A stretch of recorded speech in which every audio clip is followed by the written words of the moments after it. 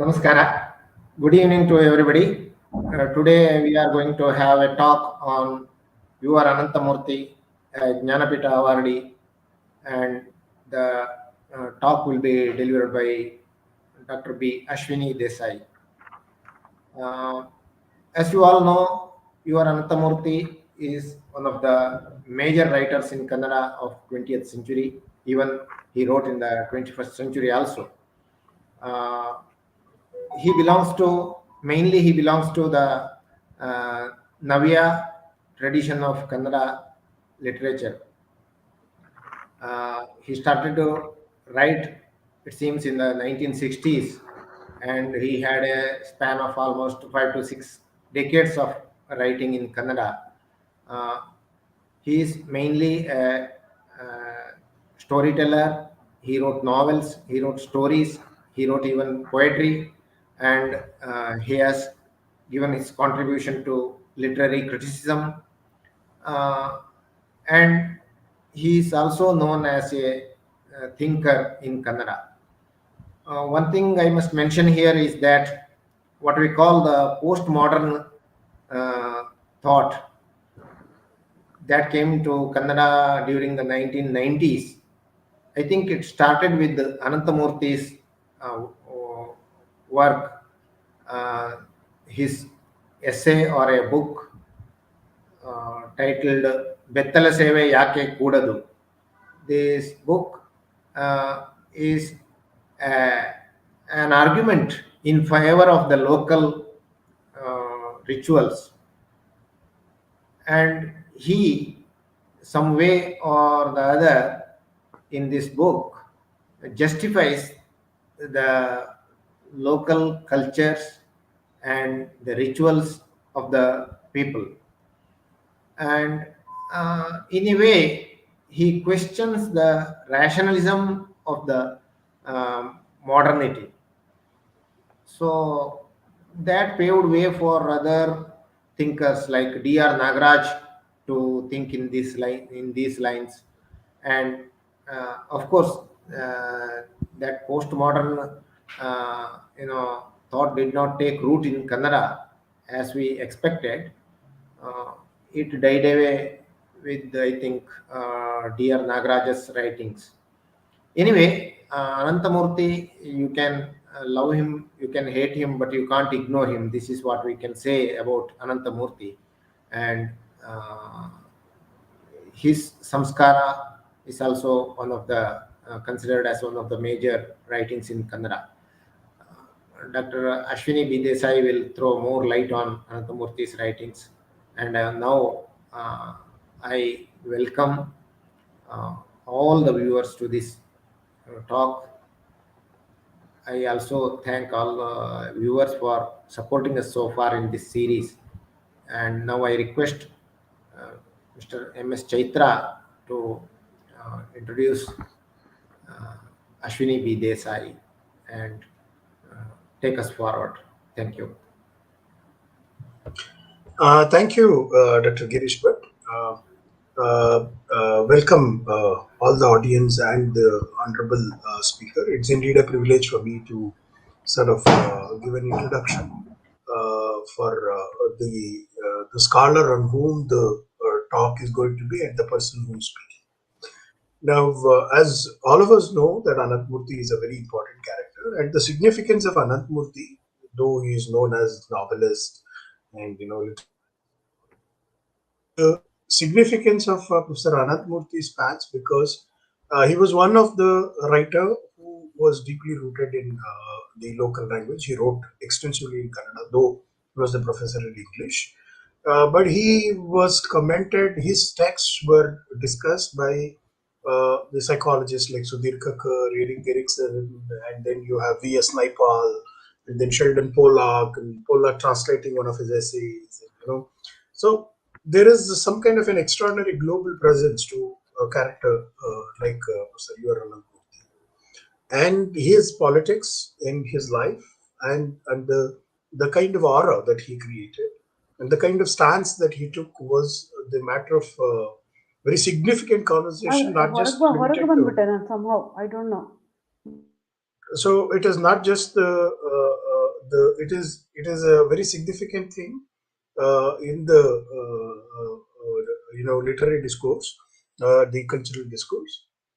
But now we have a friend of mine, a colleague of mine, Ashwini B. Desai, who will be talking about life and works of Anant Murthy.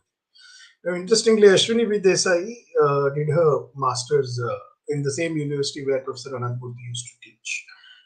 She did her master's in English literature. Later, she did her PhD from Tumakuru University. And in part of her PhD thesis, dealt with Anant Murthy's work as well in her work. And Ashwini has a career as a lecturer in postgraduate programs. Then he was, corporate trainer. Then she was involved in teacher training. She was involved in, a lot of policy research. And later now, she is involved in the work of understanding the institution of literature through her doctoral work. One of her work is getting converted into a book. Now she has a very long span as a teacher, as a writer, etc. She writes both in Kannada as well as in English. And there is another very important significance that she has been one of the very critical, she is very critical of examining the Anant Murthy's work.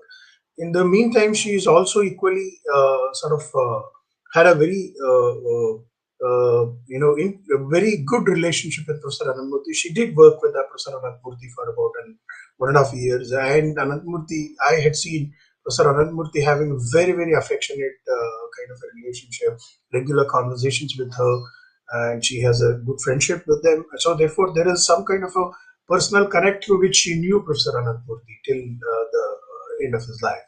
So it would be, I think, a great opportunity for us to listen to how she looks at and gives us a picture of the context and the kind of life and the work of Anant Murthy, in 21st century. And since he is a very important figure, not just limited to literature or cultural studies, but largely across the domains, he was a public intellectual. He was actively involved in politics, etc. So it is very important to sort of take an idea of such an important figure in the appropriate perspective. I think Ashwini would do justice to such job, and it is indeed a pleasure to invite her for this talk. Now I will leave the stage to Ashwini to continue, start her deliberations on Professor Anant Murthy. Thank you.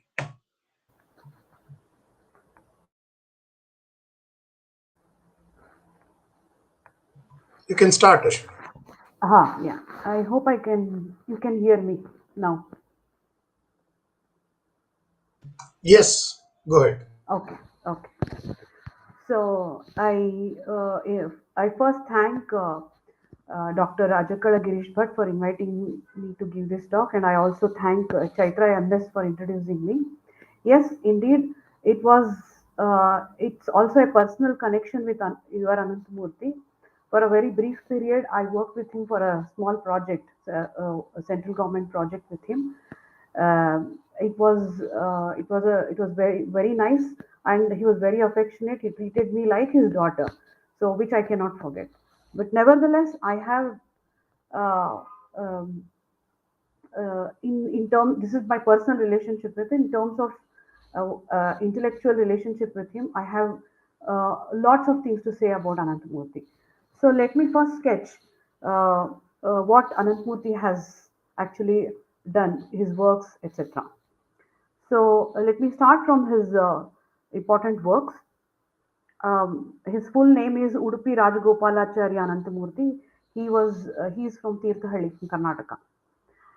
So he has spent around 15 short story collections, and his major short story Ghatat Shraddha was made into a movie which was very famous, which also created a lot of controversies. And he has around uh, six novels: Samskara, Bharatipura, Avaste, Bhava, Divya, Preeti, Mrityu, Mattu Bhaya. So the three, you can divide these novels like three. The initial novel Samskara, Bharatipura, Avaste, which were written before the 1980s, and then and Avasthe also, and later Bhava and Divya was written. Preeti Mrityu Mattu Bhaya was written just before, I think, in 2012, uh, which is not as well known as other novels. And other than these novels, he has written he has collections of critical essays on culture and literature, 17 to 18 probably. He also has written about some of the Western poets and writers. He was greatly influenced by these people. He has written about W.B. Yeats. He has written about Rilke. He has written about Wordsworth. He has also written about Bertolt Brecht. So Anandmurthy basically, when he started writing, he started off as a very controversial writer, as a very controversial novelist. Though he has around five poetry collections, Mithuna, Ajjana Hegalu Sukkugalu, etc., notable poetry collections, he was known by his short stories and novels. And his critical essay, as Ajakala Girish Bhatt told, Betale Puje Eke Kudadu, where he takes a very critical stand on a particular practice in northern Karnataka about women actually doing offering puja uh, without clothes on. So he became very famous after writing this particular essay. And but he is, of course, well known as a novelist. And he at the end of his probably I don't know which year, in 2000s, he wrote his autobiography Suragi. And many of his works like Ghatashraddha, Samskara, Bara, all these have become movies, very good movies. And Bharati Pura, which is also a very important novel, has had was televised in Chandana TV. So, to get back to his introduction, he did his PhD in England. After he came back to India, he joined many political movements. Especially, he was very close to the socialist movement. For example, he was very close to the socialist leaders of India, like Shantaveri Gopal Gowda and Lohia. Many of his earlier political stances emanate from this association. And also, his novel Avaste is a life story of Gopal Gowda, Shantaveri Gopal Gowda. Later, after once he finished his PhD and came to India, he joined as a professor of English in Department of English in University of Mysore, which was then very famous department. It had culled out a niche for itself all over India. He became one of the pillars, along with Professor C.D. Narasimhaya and Professor H. Channai Gowda, to actually nurture this department. And this department actually nurtured many famous English literary figures, and still has many people nurtured by Ananthamurthy, C.D. Narasimhaya, etc. Still, these people are in the scene even today, in the literary scene even today. So, other than these, he also, other than being a litterer and a person who used to vociferously talk about culture, literature, etc., he had occupied very important positions, plum positions. So he was the chairman of National Book Trust. He was president of Sahitya Academy. He was chairman of Indian Institute of Social Sciences, and he was vice chancellor of Kottayam University.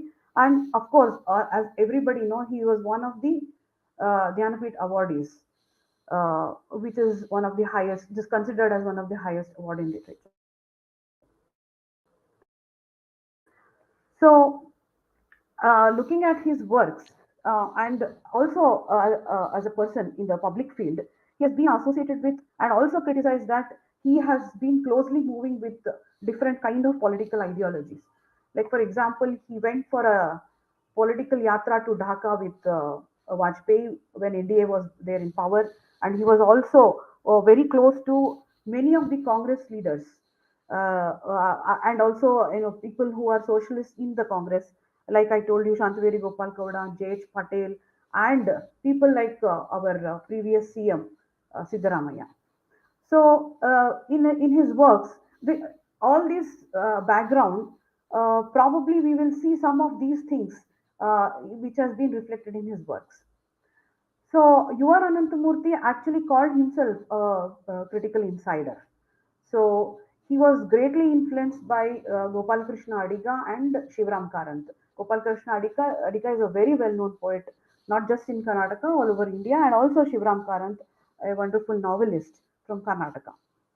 Um, and his doctoral work, he did his doctoral work, his PhD in England, and probably his stay in England and his doctoral work in England was the most influential in actually, articulating his ideas through his creative writings. So his doctoral work was on political novels. And under the Marxist critics, Malcolm Bradbury and Richard Hogarth, he wrote his first novel, Samskara, which allegedly questions the quote unquote orthodoxies of Brahminism and Hinduism. Now, if we actually try to understand what Anantmurthy was trying to articulate through his work, let's see some of his works. So, since it is an introduction to people who do not much know about the Kannada scenario, I will take some of his representative novels or some of his important novels and try to understand what he thought and what he wrote. Now, if we look at his famous novel Samskara, which came in the 1950s. It was indeed it was in the eye of the storm of many people.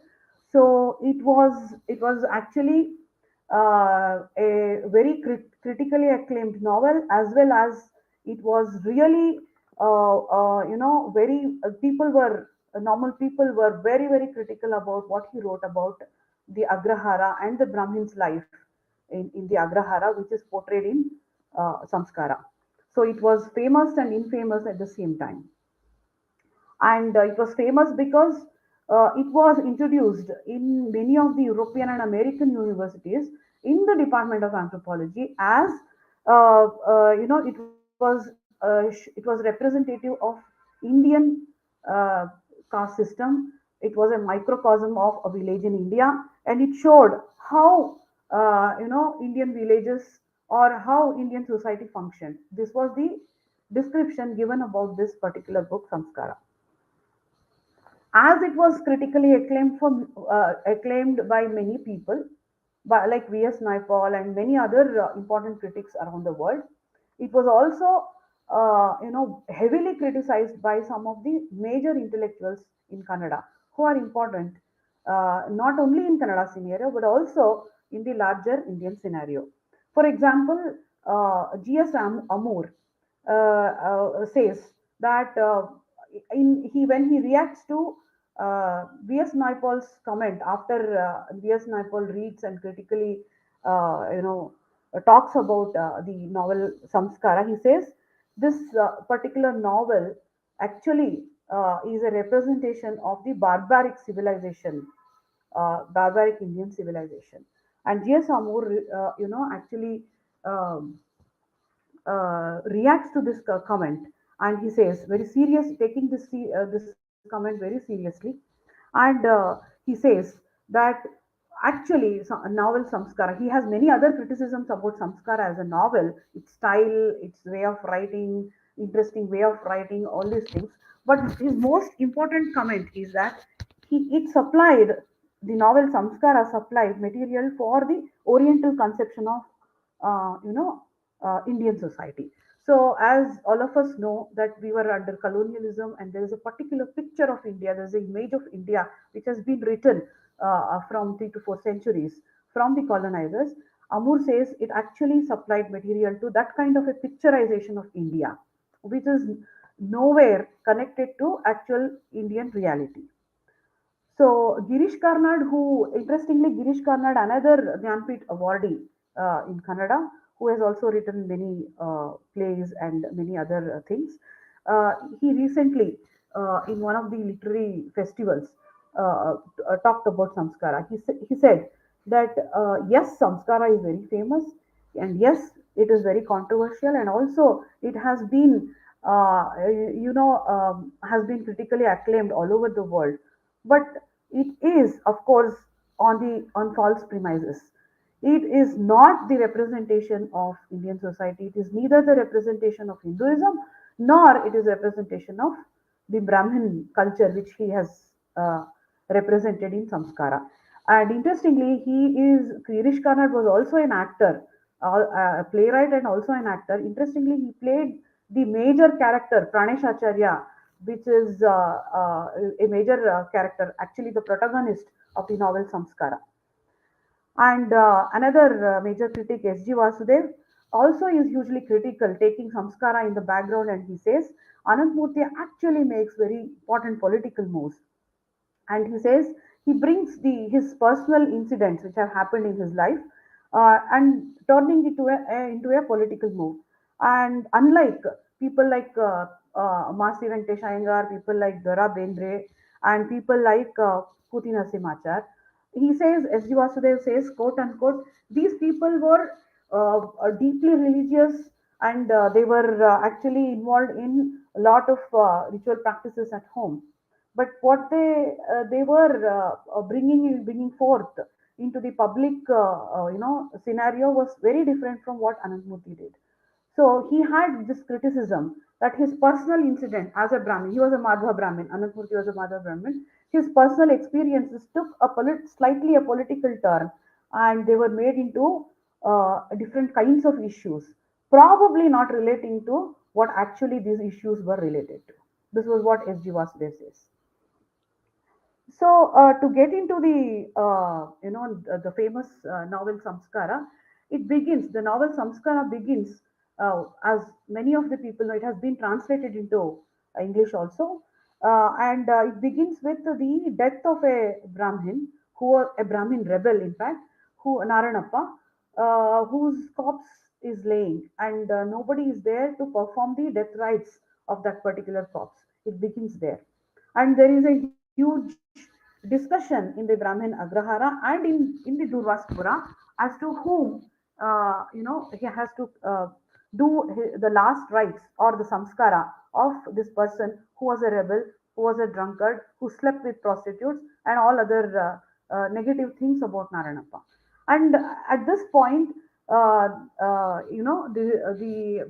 character, the protagonist, Pranesh Acharya enters, and he is considered as one of the crest jewel of Vedanta, as Meenakshi Mukherjee, a famous critic, puts it. So he is asked to look into the different granthas, different books, which could help in solving this issue of performing last rites of this particular corpse, which has nobody is there, nobody responsible is there to perform the samskara of this particular corpse. And Pranesh Acharya tries to he gets into a into a predicament because he tries to look into many of the granthas and he doesn't find anything there in the granthas. So as a person, as people from Indian tradition, this particular incident of looking into granthas while performing last rites or death rites of a Brahmin or anybody for that matter would look actually as a person who has been brought up in this milieu, it looks quite ridiculous and hilarious to me because, and it is not only me who looks at this in this manner. Many people look at this particular incident in a very puzzled manner. For example, an important critic who is also a dear friend of Ananthamurti and who is son of K.V. Akshara, another important cultural figure in Karnataka. He writes when he writes about Anantmurti after his death in one of the important journals seminar. He says that he is reminded of a conundrum of medieval monk when he reads about Pranesh Acharya's predicament, how to do perform the death rites of this particular corpse. Because when we see our own experience across jatis, it is very difficult to point out or very difficult to see or experience a person uh, when there is such a crisis to go to granthas. We actually have a lot of practices, and there are elders, and there are many people around us who will say what is to be done. uh, how does it becomes very puzzling that how does a person like Anantamurti, who brings up a lot of experiences from his own life, has this kind of an outlook where a person is dead and somebody is sitting and looking at the what is to be done after the death of such a person, what is to be done about this corpse which has no inheritors. And this is one of the most important, hugely debated questions about samskara, which has two different ways, two different intense ways of looking at this particular incident. Some of the critics opine that this shows the decadent Brahminism, the decadent Hinduism, and while others feel, especially people, readers who are not critics, says that this is certainly not an incident in the novel which could be related to our own experiences. So and also in Samskara, uh, he picturizes this Agrahara in the Durvasapura, where he speaks about Brahmins, and he speaks about Brahmins as though they are some otherworldly people. They are not interested in the worldly things, and they are not interested in the regular affairs of mundane affairs of people, like leading the lives of a grahastha, that is getting married, getting children, all these things. But uh, when we see the description of the Agrahara in his own novel, we don't see any of these things. His description seems so, but the narration of the events doesn't seem to us like that, because in Agrahara there are Brahmins who get married, who have children, who also have extramarital relationship with many other people, many other women in the vicinity of Durvaspura. So it becomes even more puzzling when there is a description, there's a framework which is given to see this kind of a narration of incident, which are his experiences, which he has said many times that even many people have commented that one of his uncles in Tirthahalli had died after he came from England, and there was nobody who could perform the last rites of that particular uncle, and he was inspired to write this story after this incident. So he brings forth his personal experiences, but he sees this particular incident in the novel in a completely different manner. And when he sees this Brahminical Agrahara, where he says these are otherworldly people, they are not interested in mundane affairs, but he gives a list of incidents where they are completely opposite. He creates characters like Naranappa himself, who is the dead corpse. He himself was engaged in a lot of worldly activities. He slept with prostitutes. He was a drunkard. He did all kinds of activities.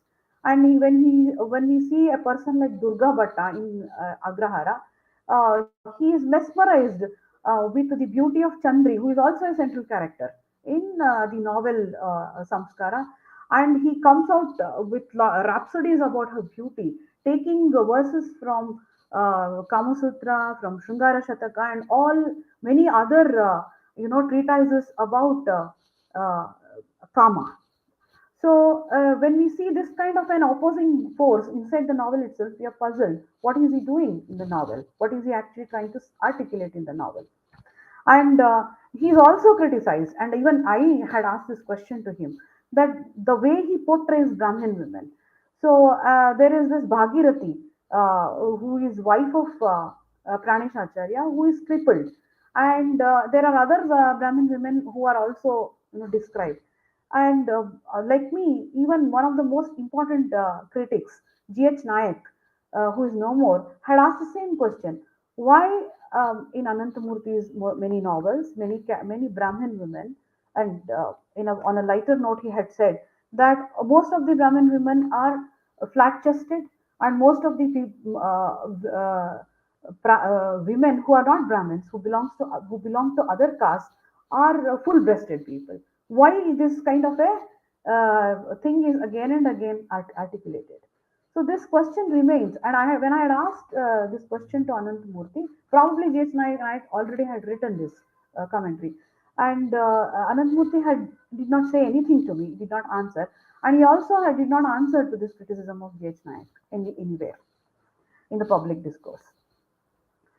So this was the kind of you can see heavy critical acclaim in the one side of Ananthamurthy, and there is heavy criticism on Ananthamurthy, that there is a lot of difference between what he had experienced uh, as a novelist, as a person, and what he writes, what he articulated as a novelist. If we take up another famous novel, Bharatipura, it somehow sounds like Ananthamurthy returning from London, or from England after his doctoral research, to his own, village.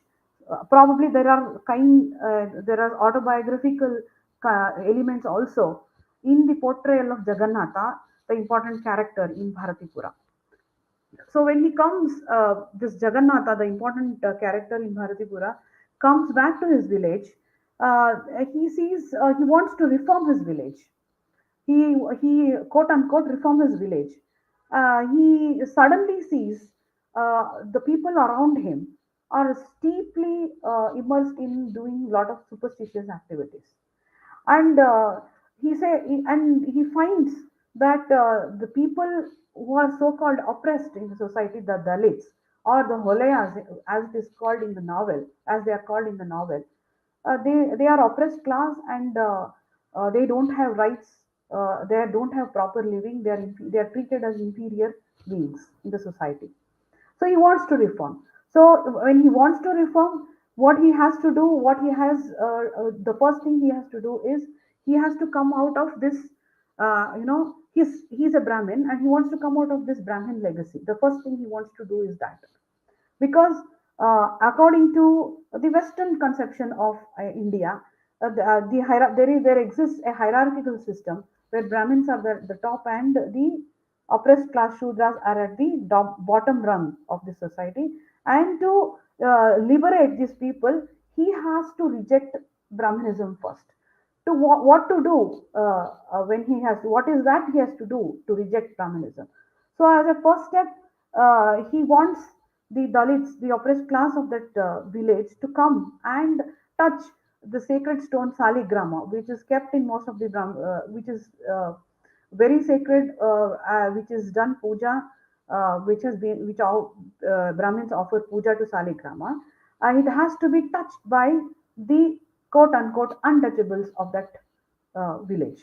So if this is done, this would be the first step to actually liberate these people and bring equality in the living of that village.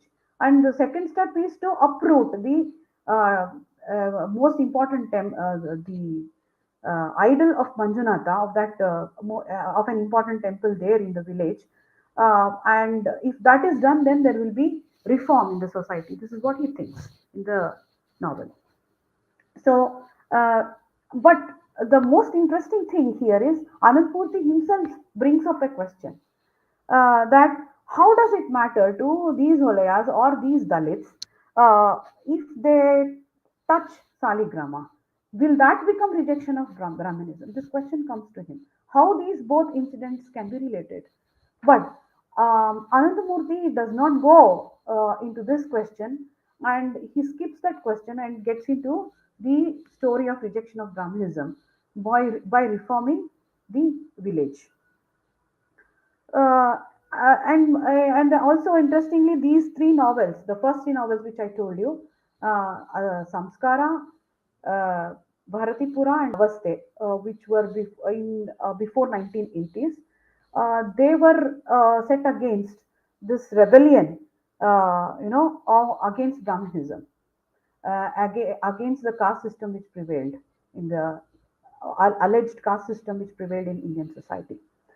And And the other two novels, I leave out Preeti Mattu Bhaya in this narration.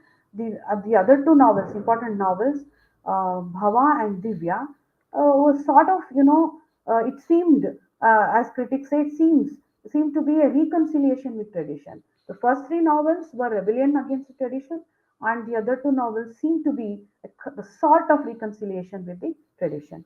So all of these novels and many of his poetry also. For example, he has a poem on Kumara Gandharva, the famous classical Hindustani classical singer from Karnataka and who also was a Maharashtrian. In that poem, he says that Kumara Gandharva was, when he sings, we are transformed to another world. He actually brings about a complete difference in the way where you're seated there and you're mesmerized and you're transformed to another world. But then he juxtaposes that with the other activities of Kumar Gandharva when he is not singing. Like he says, he performs all worldly activities, like he drinks, he eats garlic, he does whatever, he gets into all kinds of gossip, he unusually praises people in power. All these things happens when he is not singing. So he is puzzled that a person who can take us to a different world, and he actually he demolishes the identity of the people who are sitting and listening, and we are completely into the music when he sings, has also these worldly qualities. That is, all kinds of weaknesses which all normal human beings have. So I get a question, and many people have also got this question. If a person is a singer, and if he can transform people, or he can make people completely mesmerized by his singing, can't he lead a normal life? Because we have in our tradition, we have seen many people, many avadutas, many gurus who lead a very normal life, but they nevertheless they have a lot of achievement, in a lot of adhyatmic achievement in this life. We don't see it as opposing forces, but why for Anantamurti it looks as opposing forces when he sketches the picture of Kumara Gandharva. This also puzzles.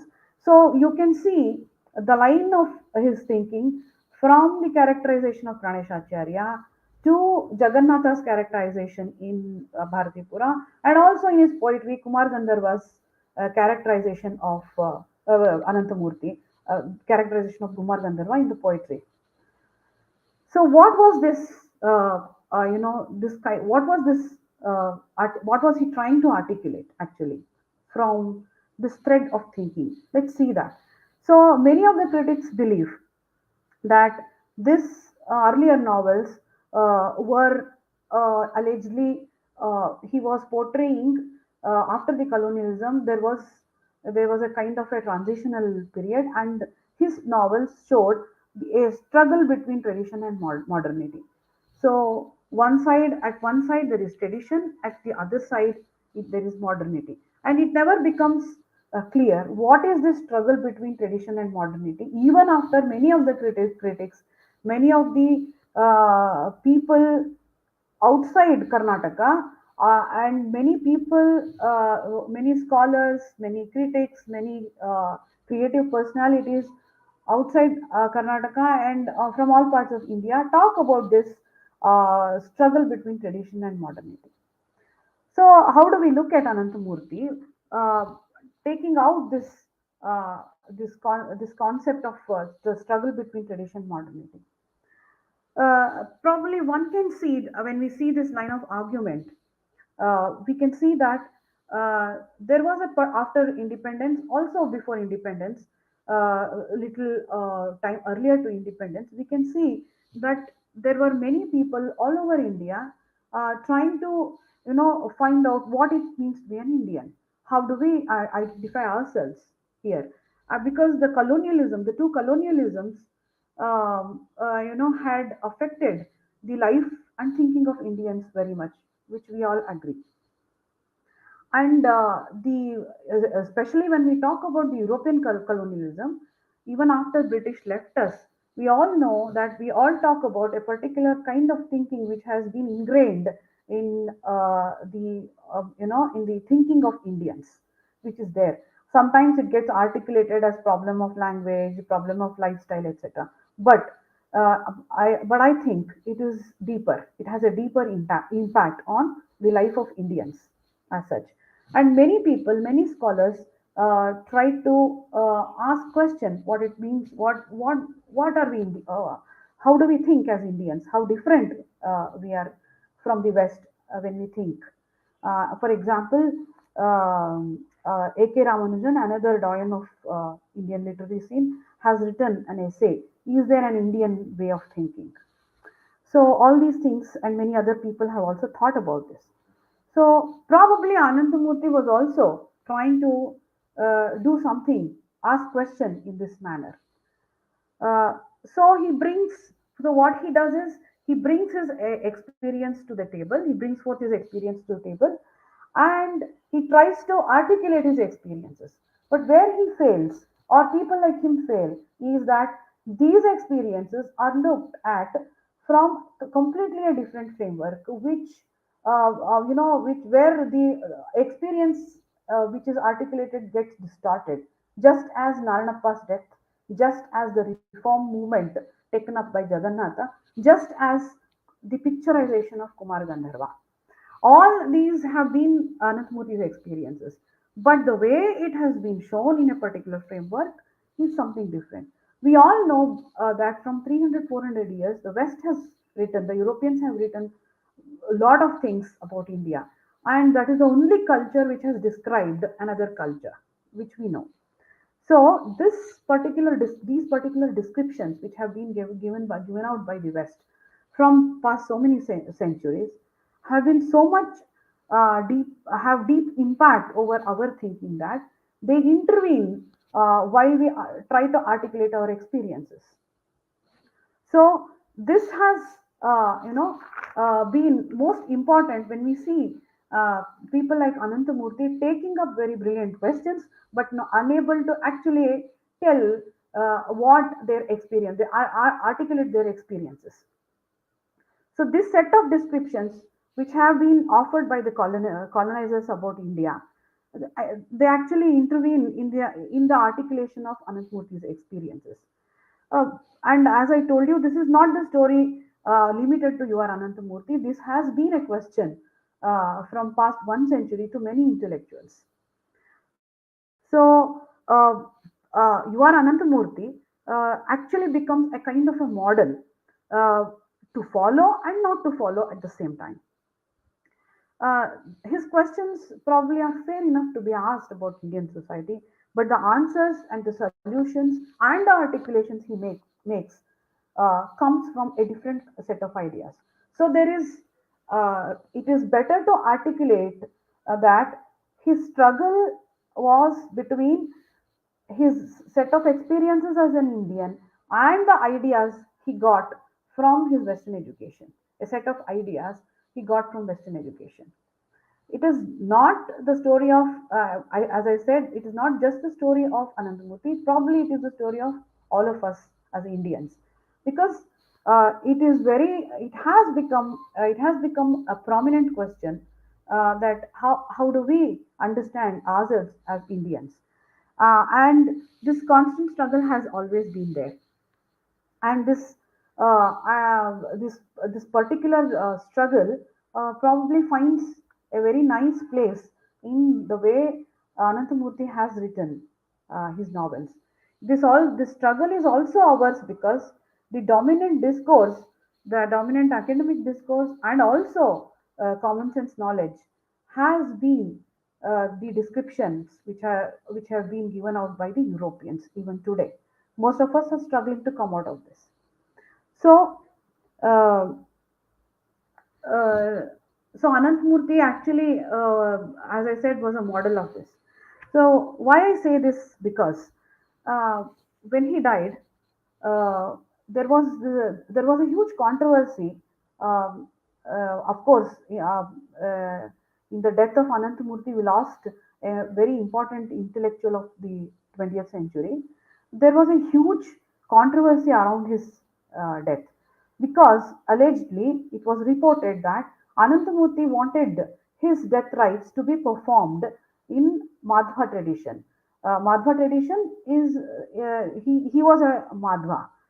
He belonged to this Madhva jati, and he wanted his death rites to be performed in the Madhva tradition. So people started asking questions like, all his life he has been rebellious against the tradition, against his jati, against many kinds of things which were very traditional, quote unquote tradition. Uh, then why is this desire, to have his death rites performed in Madhva tradition? So this particular incident, which has been reported, is actually an exemplification of the struggle inside Anantamurthy, which he failed to reconcile through his intellectual, endeavor. And it is also very important to say that though he was an intellectual, uh, well informed, well read, and he was exposed to a lot of things in this world because he traveled all over the globe. He was on many teaching assignments in many of the most important, universities both in Europe and America. He probably failed because what comparative science of cultures, which is a very important research program which is coming up now, says that this is a problem of colonial consciousness which has enveloped us because of the colonialism. He failed to see his own set of experiences, and probably there was lack of words, there's lack of vocabulary to articulate his experiences in a proper manner, and we see this constant struggle in all of his works. Thank you. Uh, Thank you, Shmi. It was indeed a good presentation. I just wanted to bring it to the attention some of the very important point that she was highlighting. And on the one hand, Professor Anantmurthy was very good in sort of sketching the experiences. Take the instance of Saligrama episode where he raises this question: why should touching the Saligrama should become momentous experience to a particular group of people? Now, if you would have pursued that question, probably he would have found that there is no relationship between that Saligrama and the communities that he was with which he was dealing. But instead of doing that, the idea that he has to do something with which he becomes morally righteous person sort of drives him to engage with Saligrama touching episode. In the same way, Kumar Gandharva, for instance, if you would have had a look at the kind of rishis that we had at their lives, it would have been very normal in looking at the way the life of Kumar Gandharva exists. But he had in the background the model of the renouncers and the monks in the Christian tradition in Europe. In some sense, the struggle between his own experience and the certain ideas which he considered to be the true ideals on which the Indian society has to be understood. So there was a constant conflict, and in this, these ideas of what should be the renouncer, what should be the nature of people, etc., which were sort of culled out and demonstrated by the European experiences of India, dominated, and his experiences were lost. So, in each of his novel, each of his writing, I mean, some of the very familiar, very intimate experiences that we can encounter in the ordinary life gets foregrounded and they disappear. So this is something that many people have recognized as denying access to one's own experience, and this is what colonialism could do.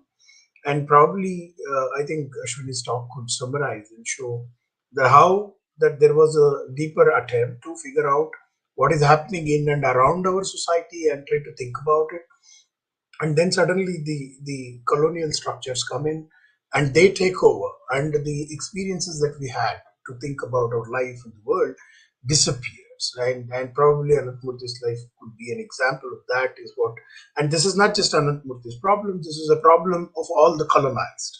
What happens to experience of the colonized people is a larger question, of which probably should we use this occasion to talk about Ananthamurthy and show a larger phenomenon, a larger problem that we need to deal with. So with that, I think it gives us a fairly interesting kind of a picture and an understanding of a very important, thinker. And with this, I thank Ashwini for making this presentation. So there are many things of Professor Ananthamurthy could have been sort of discussed because he had written voluminously his critical pieces, etc. But within the span of an hour, there are limits of what could be discussed. And given that he was a very larger than life figure, and he was known through his novel, she sort of focused on some of those interesting pieces. As we have been pointing out in most of the programs, that some of these characters, some of these important thinkers whom we're trying to introduce each of them requires seminars and seminars to really reflect and talk about. And this is in some kind of a nutshell summary of what these people are for non-Kannadigas. So with this, we would conclude today's conversation. Thank you, Ashwin. Thank you, everyone.